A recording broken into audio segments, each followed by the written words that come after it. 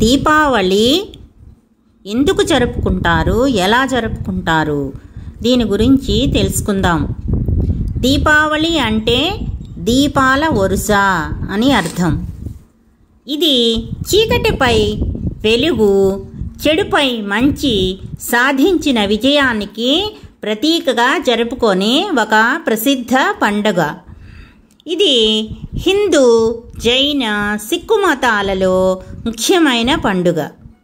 దీనిని కొత్త బట్టలు ధరించి, దీపాలు వెలిగించి, స్వీట్లు పంచుకుంటూ, బాణాసంచా కాలుస్తూ జరుపుకుంటారు. అధర్మంపై ధర్మం సాధించిన విజయాన్ని ఈ పండుగ సూచిస్తుంది. శ్రీరాముడు రావణాసురుణ్ణి ఓడించి అయోధ్యకు తిరిగి రావడాన్ని గుర్తు చేసుకుంటూ కూడా దీనిని జరుపుకుంటారు. దీపావళి సందర్భంగా ఇళ్లను శుభ్రపరిచి, అలంకరించి, దీపాలు వెలిగించి లక్ష్మీదేవిని పూజిస్తారు. బాణసంచా కాల్చడము, మిఠాయిలు పంచుకోవడము, కొత్త బట్టలు ధరించడము వంటివి ఈ పండుగలో ముఖ్యమైన భాగాలు. ఈ పండుగ సాధారణంగా అక్టోబర్ మరియు నవంబర్ మధ్యలో వస్తుంది. ఇది 5 రోజుల పండుగ. దీనిని ధన్తేరస్, నరక చతుర్దశి, దీపావళి, గోవర్ధన పూజ మరియు భాయ్ దూజ్ అనే 5 రోజులలో జరుపుకుంటారు. సంస్కృతంలో దీప అంటే దీపం మరియు వాలి అంటే వరుస అని అర్థం. ఈ రెండింటి కలయికతో ఏర్పడిన దీపావళి అనే పదానికి దీపాల వరుస అని అర్థం. దీపావళి కథలు వివిధ పురాణాలపై ఆధారపడి ఉన్నాయి. ముఖ్యంగా శ్రీకృష్ణుడు నరకాసురుడిని వధించడం మరియు శ్రీరాముడు రావణాసురుడిని ఓడించి అయోధ్యకు తిరిగి రావడం వంటివి ప్రసిద్ధమైనవి.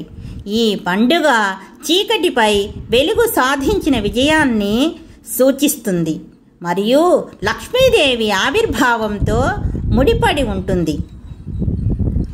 శ్మశానంలో ఉన్న నరకాసురుడు ప్రజలను పీడిస్తున్నప్పుడు శ్రీకృష్ణుడు అతన్ని వధించి ప్రజలను రక్షించాడు. ఆ సంతోషాన్ని పురస్కరించుకొని ప్రజలు మరుసటి రోజు చీకటిని పారద్రోలేందుకు దీపాలను వెలిగించి సంబరాలు చేసుకున్నారు. ఈ సంఘటనే దీపావళిగా మారింది. రావణాసురుణ్ణి వధించి శ్రీరాముడు 14 సంవత్సరాల వనవాసం తరువాత అయోధ్యకు తిరిగి వచ్చిన రోజు దీపావళిగా జరుపుకుంటారు. ప్రజలు ఆయనకు స్వాగతం పలికేందుకు దీపాలను వెలిగించి ఆనందోత్సవాలు జరుపుకుంటున్నారు. పాండవుల యొక్క పునరాగమనం, జూదంలో ఓడిపోయి అరణ్యవాసం, అజ్ఞాతవాసాలు పూర్తి చేసుకుని పాండవులు ఈరోజు హస్తినాపురానికి తిరిగి వచ్చారని కూడా ఒక కథనం. నరకాసురుని వధ కథ తెలుసుకుందాం. దితి, కశ్యప ప్రజాపతి పుత్రులు హిరణ్యాక్షుడు, హిరణ్యకశ్యపుడు. ఒకసారి హిరణ్యాక్షుడు భూమండలాన్ని తీసుకుని పోయి సముద్ర గర్భంలో దాచిపెట్టాడు. దీంతో భూమిని పైకి తెచ్చేందుకు శ్రీ మహావిష్ణువు వరాహ అవతారాన్ని ధరించి వజ్ర సమానమైన తన కోరతో హిరణ్యాక్షుడిని అంతమొందించి భూమిని పైకి తీసుకుని వస్తాడు. ఆ సమయంలో వారికి ఒక పుత్రుడు కలుగుతాడు. ఆ పుత్రుని చూసి నిషిద్ధకాలమైన సంధ్యా సమయంలో కలవడం వలన కలిగిన పుత్రుడు కాబట్టి ఇతనిలో అసుర లక్షణాలు వచ్చాయని విష్ణుమూర్తి భూదేవికి చెప్తాడు.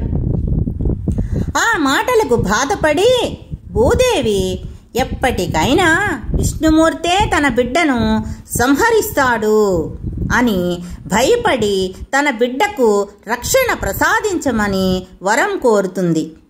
దానికి విష్ణుమూర్తి సరే అని తన తల్లి చేతుల్లోనే ఇతనికి మరణం ఉందని హెచ్చరించి వెళ్ళిపోతాడు.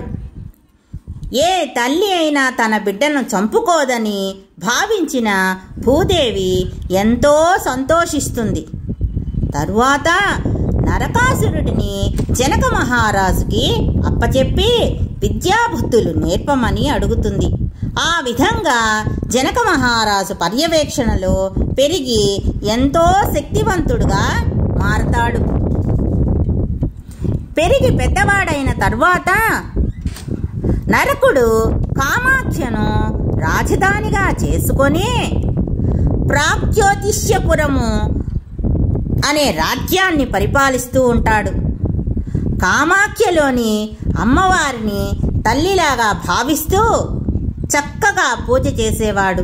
తన రాజ్యంలోని ప్రజలందరినీ ఎంతో చక్కగా పరిపాలించేవాడు. ఈ విధముగా కొన్ని యుగాలు గడిచిపోయాయి. తర్వాత ద్వాపర యుగంలో అతనికి పక్క రాజ్యమైన శోణితపురమునకు రాజైనటువంటి బాణాసురునితో స్నేహము ఏర్పడుతుంది. బాణాసురుడు స్త్రీలను తల్లిలాగా భావించడము నిరసించేవాడు. అతని దృష్టిలో స్త్రీ ఒక భోగ వస్తువు మాత్రమే. అతని ప్రభావం చేత నరకాసురుడు మెల్లగా అమ్మవారి పూజను ఆపివేసినాడు. ప్రపంచంలోని ఇతర రాజ్యాల మీద దండయాత్ర చేసి ఆయా రాజ్యాలలోని రాజకుమార్తెలందరినీ బలవంతంగా ఎత్తుకొని వచ్చి తన రాజ్యంలో బంధించి వివాహమాడదలిచాడు. ఆ విధంగా 1,60,000 మంది రాకుమార్తెలను బంధించాడు. వరాహస్వామి, దేవేరి, భూదేవి కలిగిన సంతానమే నరకాసురుడు. దేవపుత్రుడే అయినా పుట్టిన వేళా విశేష ఫలితంగా నరకాసురుడిలో రాక్షసత్వము నిండిపోతుంది. తర్వాతి కాలంలో నరకాసురుడు కామరూపాధిపతిగా మారతాడు. నరకాసురుడి రాజ్యానికి రాజధాని ప్రాగ్జ్యోతిష్యపురం. ఇతని వాహనం సుప్రతీకం అనే ఏనుగు. దేవిని ఉపాసించి అనేక వరాలను పొందుతాడు నరకాసురుడు. దాంతో తనను తాను అత్యంత బలవంతుడిగా భావించుకుంటాడు. వరగర్వంతో సకల లోక వాసులను, దేవతలను విడిచిపెట్టకుండా అందరినీ హింసించడము ప్రారంభిస్తాడు. దీంతో నరకాసురుడి యొక్క ఆగడాల నుంచి రక్షించమని బాధితులు దైవాన్ని స్మరిస్తారు. చివరి నరకాసురుడు స్వర్గంపై దండయాత్ర చేస్తాడు. స్వర్గాధిపతి ఇంద్రుడిని తరిమివేసి స్వర్గాన్ని ఆక్రమిస్తాడు. దీనితో శ్రీకృష్ణుడు సత్యభామ సమేతుడై నరకాసురుడిపైకి యుద్ధానికి వెళ్తాడు. శ్రీకృష్ణుడు మొదట మురరాక్షసుని, అతని పుత్రులను హతమారుస్తాడు. ఇది చూసిన నరకాసురుడు కోపోద్రిక్తుడై శ్రీకృష్ణుడిపై యుద్ధానికి బయలుదేరుతాడు. నరకాసురుడి బాణం తగిలి శ్రీకృష్ణుడు మూర్ఛపోతాడు. అప్పుడు సత్యభామ నరకాసురుడితో ఘోర యుద్ధం సాగిస్తుంది. ఇలా ఈ భీకర యుద్ధం చేసిన సత్యభామ తరువాత అలసిపోతుంది. అప్పుడు శ్రీకృష్ణుడు సత్యభామకు సహాయంగా నిలిచి ఆశ్వయుజ బహుళ చతుర్దశి నాడు నరకాసురుడిని అంతమొందిస్తాడు. దీనితో తమ కష్టాలన్నీ తొలగిపోయాయని సంతోషించి మరునాడు సకల లోక వాసులు అందరూ దీపాలను వెలిగించి సంబరాలను జరుపుకుంటారు. అప్పటి నుంచి దీపావళి పండుగ జరుపుకోవడము ఆచారమైనట్లు కథనం. పిల్లలు పెడద్రోవ పట్టినప్పుడు తల్లిదండ్రులు వారిని శిక్షించి వారిని మార్చడానికి ప్రయత్నించాలని నరకాసుర వధ వృత్తాంతాన్ని బట్టి అర్థం చేసుకోవచ్చు. సత్యభామే ఎందుకు? భూదేవి కోరికను మన్నించి విష్ణుమూర్తి నరకాసురుడిని అత్యంత బలవంతుడిగా మార్చుతాడు. నరకాసురుడు కేవలం తన తల్లి భూదేవి చేతుల్లోనే మాత్రమే హతమవుతాడు అని వరమిస్తాడు. నరకాసురుడి అకృత్యాలను భరించలేని పరిస్థితుల్లో భూలోకవాసులు శ్రీకృష్ణుడి వద్దకు వెళ్ళి రక్షించమని వేడుకుంటారు. కానీ శ్రీకృష్ణుడికి నరకాసురుడి యొక్క వరం గురించి తెలుసు.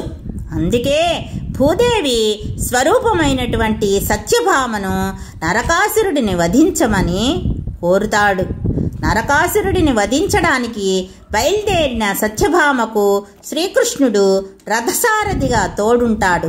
నరకాసురుడు వృత్తాంతము మహాభాగవతము దశమస్కందము ఉత్తర భాగంలో వస్తుంది. నరకాసురుడి సంహారం జరిగిన రోజు నరక చతుర్దశి జరుపుకుంటారు. హిందువులు తరువాతి రోజుని దీపావళి జరుపుకుంటారు. కలిపురాణము, హర్షచరిత పురాణాలు, ఇతర పురాణాలలో ప్రస్తావించిన దాన్ని బట్టి నరకాసురుడికి భగదత్తుడు, మహాశిర్ష, మాధవన్, సుమాలి అను కుమారులు ఉన్నారు. నరకాసురుడికి మరో పేర్లు కూడా ఉన్నాయి. భౌమాసురుడు మరియు నరకాసురుడు అని కూడా పిలుస్తారు. అతనికి శక్తివంతమైన రాక్షసుడిగా దీపావళి పండుగ సందర్భంగా అతని నరకాసుర వధను జరుపుకుంటారు.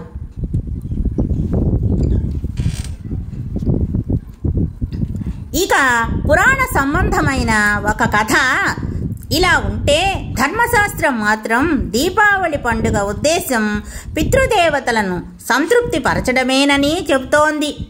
దీపాలను వెలిగించి పితృదేవతలకు ఆహ్వానం పలకడం, మతాబులు కాలుస్తూ వారి రాక పట్ల సంతోషాన్ని వ్యక్తం చేయడం, తారాజువ్వులను కాలుస్తూ వారికి ఆకాశ మార్గం స్పష్టంగా కనిపించేలా చేయడమే ఈ పండగలోని పరమార్థమని చెబుతోంది.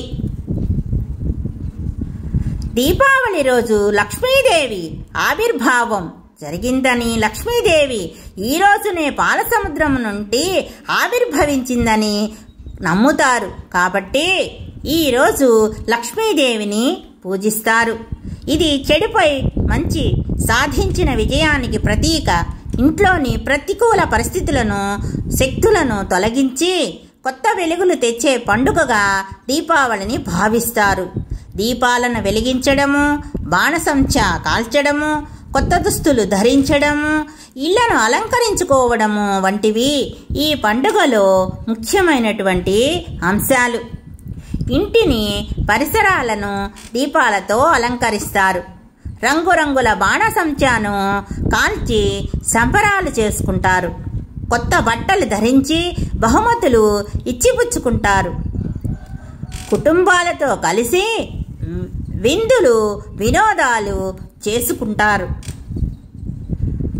ఇళ్లను దీపాలు, రంగవల్లులతో అలంకరిస్తారు. బంధుమిత్రులకు బహుమతులు ఇచ్చిపుచ్చుకుంటారు. కొత్త బట్టలు ధరిస్తారు. వివిధ రకాల వంటకాలను, పిండి వంటకాలను వండుకొని విందు చేసుకొని భోంచేస్తారు.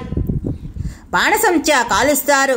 కుటుంబ సభ్యులతో కలిసి వేడుకలను జరుపుకుంటారు. దీపావళి పండుగను కుటుంబ సభ్యులతో కలిసి ఆనందంగా, సంతోషంగా జరుపుకుంటారు. ఈ పండుగ